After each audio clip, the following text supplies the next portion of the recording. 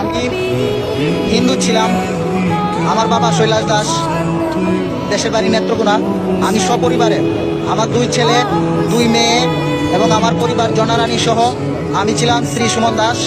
কোর্টে এফিডেভিট করে ইসলাম ধর্ম গ্রহণ করি 16 তারিখে।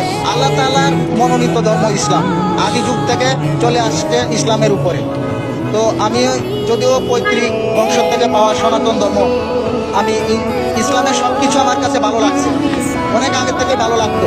যার জন্য আমার 2 ছেলে ঢাকায় পড়াশোনা করে একজন কলেজে শৈবাল দাস, তিনিও এখন নাম পরিবর্তন করে না হয়েছেন জুলফিকার। আরেকজন আছেন ছোট, ক্লাস 9-এ পড়াশোনা করে, সেও নাম পরিবর্তন করে, এখন তার নাম রাখা হয়েছে আরমান। আয়েশা বেগম, আগে ছিল ঝর্ণা রানী, এখন হয়েছে আয়েশা বেগম। আমি সিলেক্ট কোর্টে আলহামদুলিল্লাহ অনেক সুন্দর মতো কোর্টে এফিডেভিট করতে পেরেছি, কোনো সমস্যা হয় নাই, কোথাও কোনো সমস্যা নেই ইনশাল্লাহ, আলহামদুলিল্লাহ।